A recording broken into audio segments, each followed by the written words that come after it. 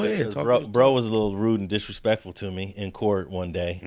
I don't know why he was, but we're talking about Cowboy. I know why. Herman. A.K.A. Lil Kev. Mad at me. And I don't know if I ever told this story, but he came up to me inside the courtroom and said that you mess with Spider?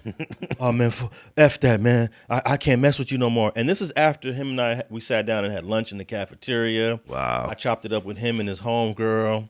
You know, this was a trial that was a couple weeks long.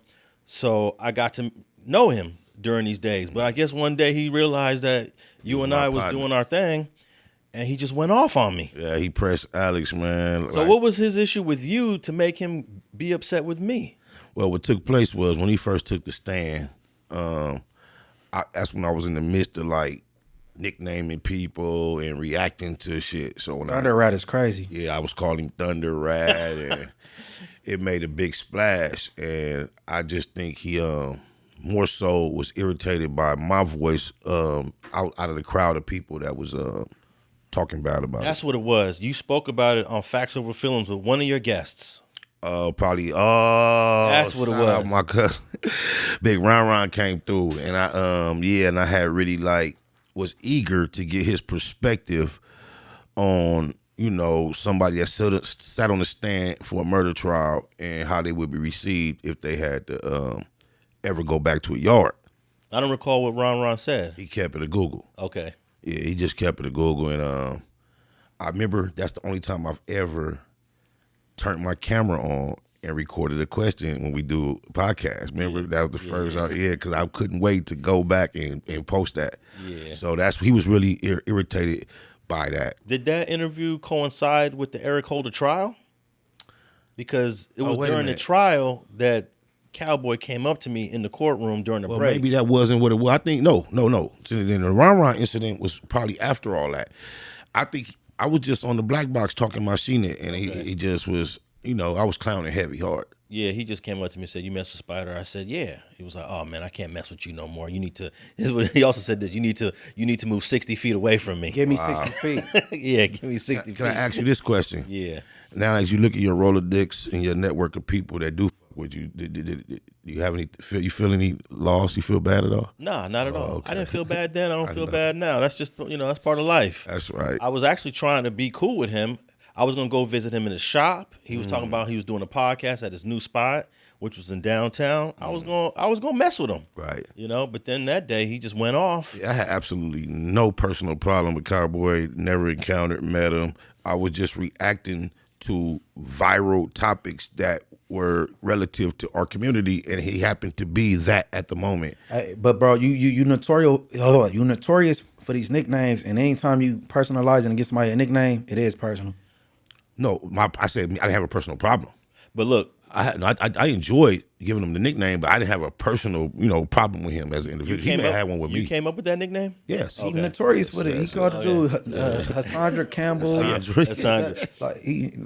But the reason why I brought up Cowboy is because the documentary on Tubi about Nipsey Hussle and the Eric Holder trial, they wanted to holler at Cowboy. Mm-hmm. So I told the production and the whole team there, I said, if you guys are going to deal with Cowboy on this documentary, interview him, whatever you're going to do, I'm going to sit this one out. Mm-hmm. I'm really not interested in collabing on a project that he's collabing on. He was very disrespectful to me in a courtroom.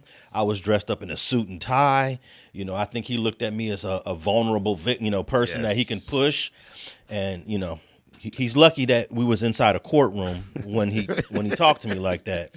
I understand that his skinny self can chuck him, but I'm not concerned about that at all.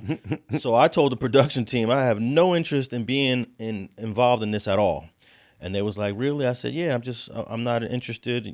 Go work with Cowboy on this, and more power to you." I remember this. They called me back like less than a week later. They said, "We're not going to be working with Cowboy.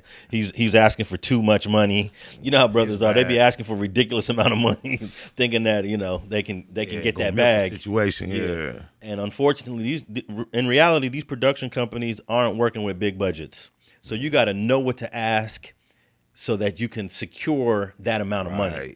You can't go in there saying, "Oh, interviewing me is worth $75,000 or something ridiculous." You know, I'm not saying that's what Cowboy said, Right. But I know he said something that was way beyond what they was willing to do. Right. It should have been like, "What's y'all budget?" Yeah, that's how you usually, Yeah. or allow someone to. Broker the deal. There you go. But check this out. When they hit me back and said, "We're not working with Cowboy. We want to work with you, Alex Alonso," I said, "I need that, and I need that part in writing too. He sure did. I need that part in remember. writing. We're gonna have to rewrite this agreement we got because I don't want to get blindsided at the end. You guys change your mind, or he brought his price down, and you guys wanted that. Right. So they did that for me, and I kind of like the way the final product came out. It's not out yet. Huh? No, it was the one. Oh, the one we saw. Yeah, that was the one. It's the one that got John McKinney. That's the one where John McKinney said, "Our most important witness was Cowboy.